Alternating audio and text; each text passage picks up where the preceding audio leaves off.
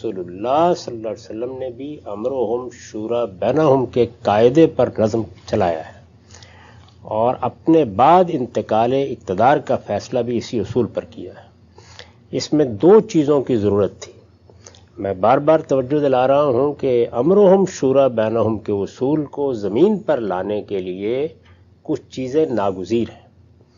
اس وقت دو چیزوں کی ضرورت تھی، یعنی جو سیاسی حالات میں تبدیلی پیدا ہوئی، ریاست جزیرہ نماء عرب تک وسیع ہو گئی، پورا جزیرہ نماء عرب ایک لحاظ سے مفتوح ہو گیا۔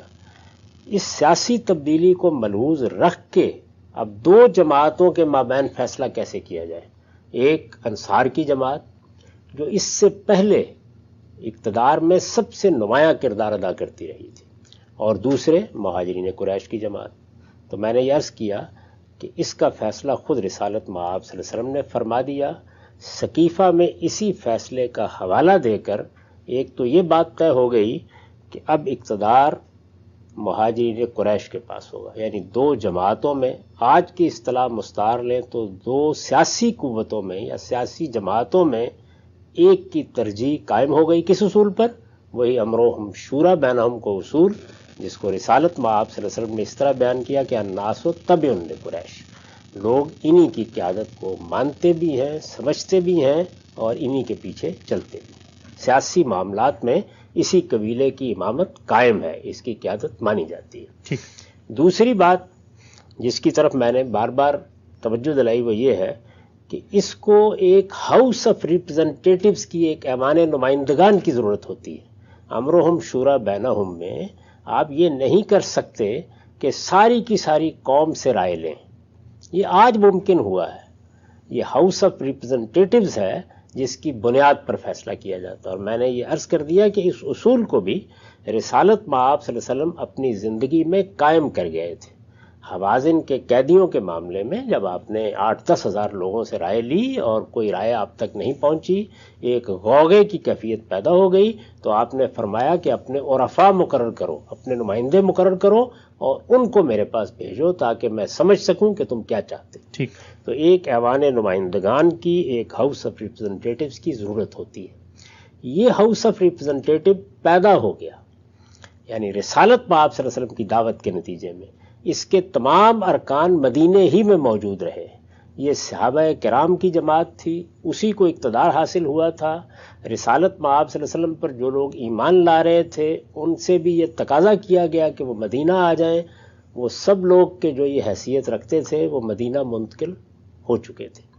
اس وقت جو قیادت پیدا ہوئی وہی ایوان نمائندگان تھا جس نے اب فیصلے کرنے تھے۔ ٹھیک، تو میں نے اس سے پچھلی نشست میں یہ بتایا تھا کہ سیدنا صدیق کے معاملے میں جو فیصلہ ہوا وہ سقیفہ میں فیصلہ نہیں ہوا، وہاں پر ایک صورتحال کو قابو میں رکھنے کے لیے سیدنا عمر نے ایک تجویز سامنے رکھی، انصار نے اس تجویز کو آگے بڑھ کے قبول کیا۔ ایک جماعت جس کی طرف سے فتنہ پیدا ہو سکتا تھا اس کا ازالہ ہو گیا۔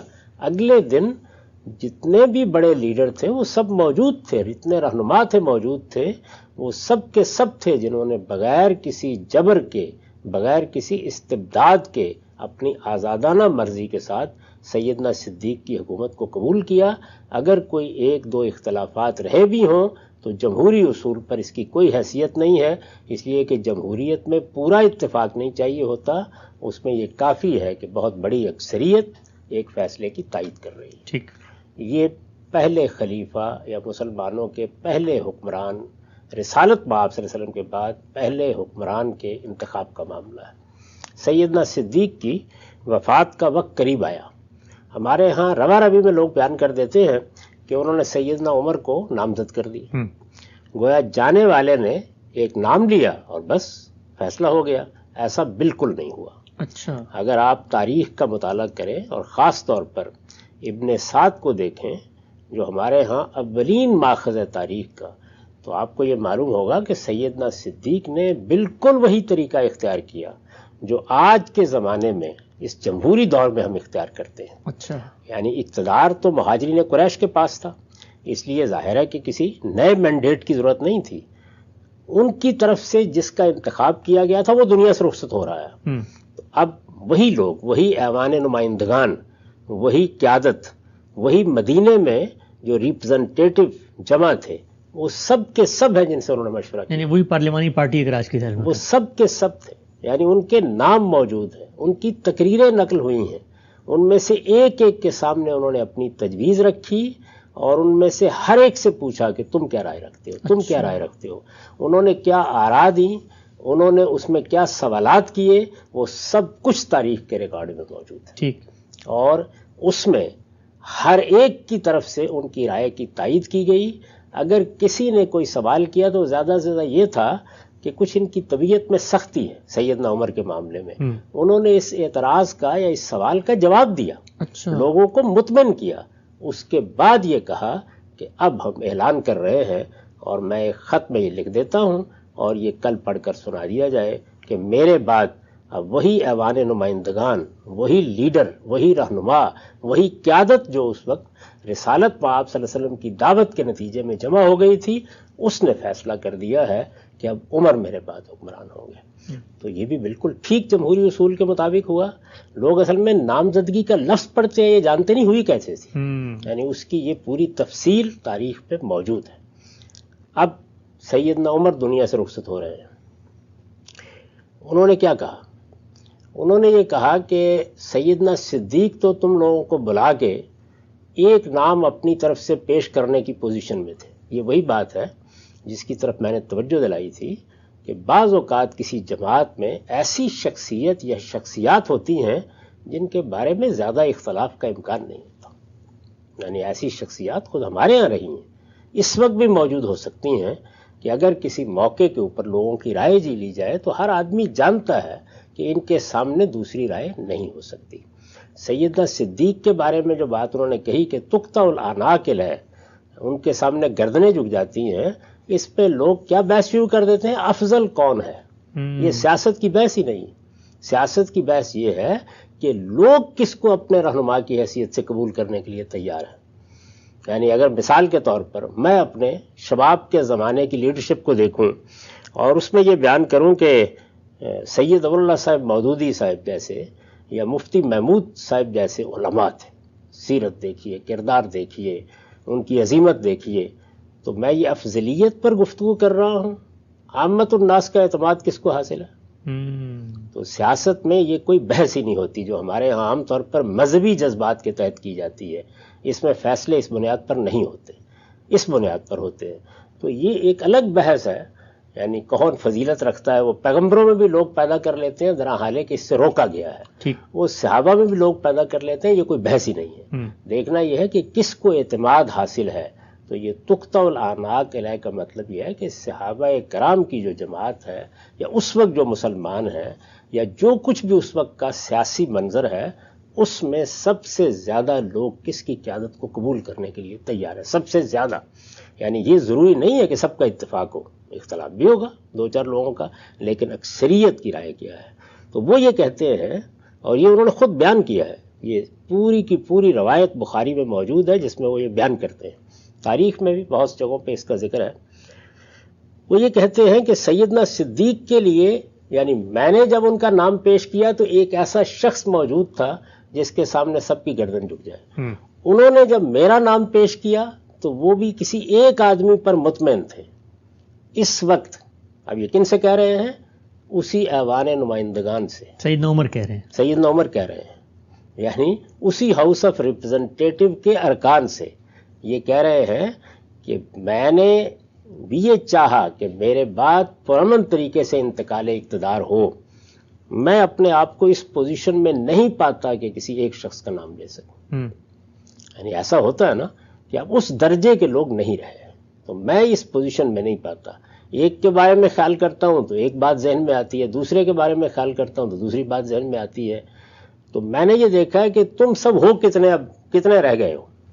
یعنی رسالت مآب صلی اللہ علیہ وسلم کے بعد جو ہاؤس آف ریپرزنٹیٹو پیدا ہوا، جس پر یہ جمہوری نظام چلا، جس کے ذریعے سے امرهم شورى بینہم پر عمل کرنا ممکن ہوا، اس کے لوگ کتنے رہ گئے ہیں؟ تو انہوں نے کہا کل 6 لوگ ہیں. اچھا، اس سے اندازہ کر لیجئے. معاف کیجیے، یعنی وہ جو ایوان نمائندگان رسالت مآب صلی اللہ علیہ وسلم کے عہد میں وجود میں آیا تھا وہ کم ہوتے ہوتے 6 لوگوں پہ مشتمل ہو گئے. 6 لوگ، یعنی 2 لوگ دنیا سے رخصت ہو رہے تھے تو 6 لوگ تھے. انہوں نے کہا یہ 6 لوگ ہیں جو اس میں سے باقی رہ گئے ہیں، لوگ انہی کی طرف دیکھتے ہیں اقتدار کے لیے، انہی کی طرف دیکھتے ہیں قیادت کے لیے۔ انہوں نے کہا کہ تمہارے سوا کسی پر نگاہ نہیں پڑ سکتی، تم ہی لوگ ہو۔ جب آپ ایک ہاؤس آف ریپرزنٹیٹیوز جو ہے اس کو سامنے لے آتے ہیں تو ظاہر ہے کہ اس میں بالعموم تو 2 4 10 لوگ ہی ہوتے ہیں۔ انہوں نے فرمایا یہاں پر پوری قیادت یہی ہے۔ ٹھیک، تو یہ قیادت ہے جو باقی رہ گئی ہے۔ انہوں نے کہا کہ میں اب تمہارے ذمے یہ کام کر رہا ہوں کہ تم آپس میں پہلے فیصلہ کرو، لوگوں کو کسی مصیبت میں ڈالنے سے پہلے تم آپس میں فیصلہ کرو کہ کیا تم کسی ایک شخص پر متفق ہو جاتے ہو۔ میں تو اس وقت اس پوزیشن میں نہیں ہوں کسی ایک کا نام پیش کروں۔ اچھا، تو تم یہ کام کرو گے، میرے دنیا سے رخصت ہونے کے بعد تم جا کے فلاں گھر میں بیٹھو گے، اس کو انہوں نے متعین کیا، وہاں تم اس پر غور کرو گے اور سب سے پہلے تم یہ فیصلہ کرو گے کہ کیا تم کسی ایک آدمی پر مطمئن ہو سکتے ہو۔ اس کے ساتھ انہوں نے چند باتیں فرمائی۔ انہوں نے کہا کہ ایک تو یہ بات طے ہے کہ اگر تم پر کوئی اختلاف نہیں رہتا تو پھر باقی لوگ بھی مطمئن ہو جائیں۔ ظاہر ہے کہ جو ریپرزنٹیٹیوز ہوتے ہیں یا جن کو نمائندہ کہا جا سکتا ہے، یہ ایسے ہمارے ہاں آپ آل پارٹیز کانفرنس کرتے ہیں نا بعض موقعوں کے اوپر، جب کوئی جمہوری طریقے سے پارلیمنٹ میں فیصلہ کرنا ممکن نہیں ہوتا تو اس میں کیا ہوتا ہے، اس میں سوسائٹی کے اندر نمائندہ قیادت جمع ہوتی ہے۔ تو انہوں نے یہ فرمایا کہ اب وہ جتنی بھی نمائندہ قیادت ہے وہ تم ہی ہو، لوگ تمہارے ہی بارے میں کوئی رائے قائم کریں گے، اگر تم ایک دوسرے کے ساتھ لڑو گے تو لوگ لڑیں گے، اور اگر تم کسی ایک شخص پر مطمئن ہو جاؤ گے تو سب مطمئن ہو جائیں گے۔ ایک انہوں نے یہ بات فرمائی۔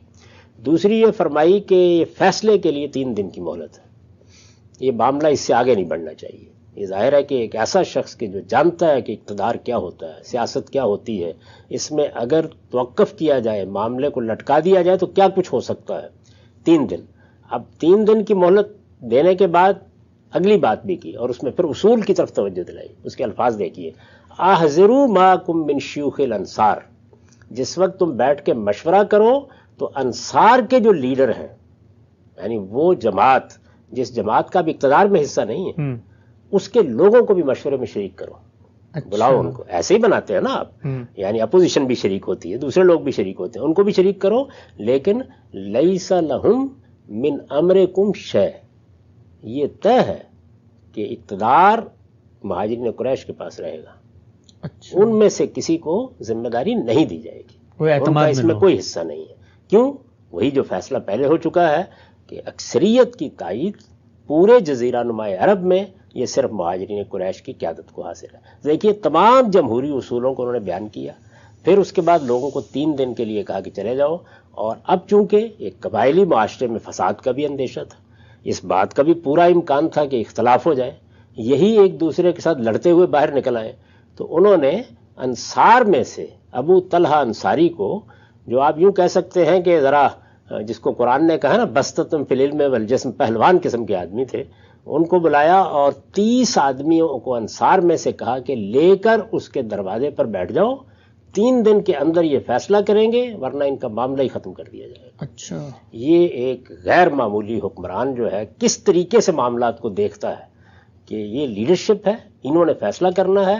اگر اس سوسائٹی میں امرہم شورا بینہم کے اصول پر فیصلہ ہونا ہے، جیسے کہ پہلے 2 مرتبہ ہو چکا ہے، تو وہ ہو جائے گا، ورنہ پھر صرف فساد برپا ہوگا، پھر خانہ جنگی ہوگی، اس کے سوا کوئی اور راستہ نہیں ہے۔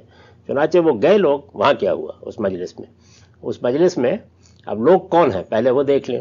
سیدنا علی ہے، سیدنا عثمان ہے، عبد الرحمن بن عوف ہیں، سیدنا سعد ہیں، سعد بن ابی وقاص، سیدنا طلحہ ہیں، سیدنا زبیر ہیں، یعنی یہ لوگ ہیں، یہ 6 لوگ ہیں۔ ان لوگوں کے مابین اب گفتگو شروع ہوئی۔ عبد الرحمن بن عوف بڑی غیر معمولی سیاسی بصیرت رکھنے والے لوگوں میں سے ہیں، جیسے کہ معاویہ رضی اللہ عنہ ہیں۔ انہوں نے وہاں بیٹھتے ہی یہ کہا کہ بھائی یہ 6 لوگ ہیں، معاملہ بہت پیچیدہ ہو جائے گا، پہلے ایک آدمی اپنے پسندیدہ ایک آدمی کے حق میں دستبردار ہو جائے۔ اچھا، پہلے تعداد کم کرنی چاہیے۔ تو اب لوگ دستبردار ہوئے، دستبردار جب ہوئے تو 3 لوگ رہ گئے، یعنی 6 لوگ تھے نا، ایک جب ایک کے حق میں دستبردار ہوگا تو 3 لوگ رہ جائیں گے۔ وہ کون رہ گئے؟ سیدنا علی، سیدنا عثمان اور عبد الرحمن بن عوف، 3 لوگ رہ گئے۔ وہ مزید آگے بڑھے، انہوں نے کہا میں اپنے آپ کو دستبردار خود کرتا ہوں، اگر تم مجھے یہ اختیار دے دو کہ تم دو میں سے میں انتخاب کر دوں گا. اچھا، کیا بات ہے. تو ان کو تھوڑی سی گفتگو کے بعد اختیار دے دیا گیا. اس کے بعد وہ باہر گئے، انہوں نے لوگوں سے مشورہ کیا، انہوں نے انصار سے مشورہ کیا. یہ سب کرنے کے بعد انہوں نے کچھ سوالات پوچھے دونوں بزرگوں سے. دو ہی رہ گئے تھے نا اب، سیدنا عثمان اور سیدنا علی، اور اس کے بعد سیدنا عثمان کے حق میں فیصلہ کر دیا. یعنی اس طریقے سے سیدنا عثمان کی خلافت کا فیصلہ، یعنی یہ بھی عبد الرحمن بن عوف کا فیصلہ نہیں تھا بلکہ پورے کے پورے نظام کا یعنی فیصلہ، پورے نظام کا فیصلہ تھا. یعنی پہلے ان سب لوگوں نے اپنی آزادانہ مرضی سے دستبرداری اختیار کی، پھر اپنی آزادانہ مرضی سے ان کو اختیار دیا، کسی نے کوئی تلوار نہیں ان کے سر کے اوپر رکھی. اس کے بعد انہوں نے اپنی طرف سے، آپ کسی کے فیصلے پہ اعتراض بھی کر سکتے ہیں، اپنی طرف سے دیانتداری کے ساتھ لوگوں سے پوچھ کر، رائے لے کر، جو کچھ بھی لوگ موجود تھے ان سب کا لحاظ کرتے ہوئے سیدنا عثمان کے بارے میں فیصلہ کیا. اور دوسرے فریق نے ان کو اختیار دیا یہ کرنے کا. دونوں نے اختیار دیا. پہلے انہوں نے اختیار لیا. یہ کیا وجہ ہوتی ہے اس کی؟ اس کی وجہ یہ ہے کہ یہ سب کس لیے پرامن انتقال اقتدار ہونا چاہیے. یعنی جمہوریت کے بارے میں عرض کر چکا ہوں کہ یہ کوئی حق و باطل کا فیصلہ نہیں ہوتا. وہ لوگ سیاست سے بالکل بے خبر ہوتے ہیں کہ جو اس کے معاملے میں یہ بحث کرتے ہیں کہ حق و باطل، یہ پرامن انتقال اقتدار کے فیصلے کا طریقہ ہے. یعنی کیا طریقہ اختیار کیا جائے؟ یا وہ لوگ جن پر حکومت کرنی ہے وہ فیصلہ کر دیں، یا آسمان کا خالق، زمین کا خالق فیصلہ سنا دے، آسمان سے کوئی وحی آئے اور بتا دیا جائے. اس کے بعد پھر کیا ہے؟ اس کے بعد صرف ایک چیز رہ جاتی ہے، وہ ہے استبداد، جس کا ظہور ہوتا ہے یا تلوار سے یا بندوق سے. ٹھیک. اس کے سوا دنیا کی تاریخ میں کوئی اور چیز آپ دریافت ہی نہیں کر سکتے.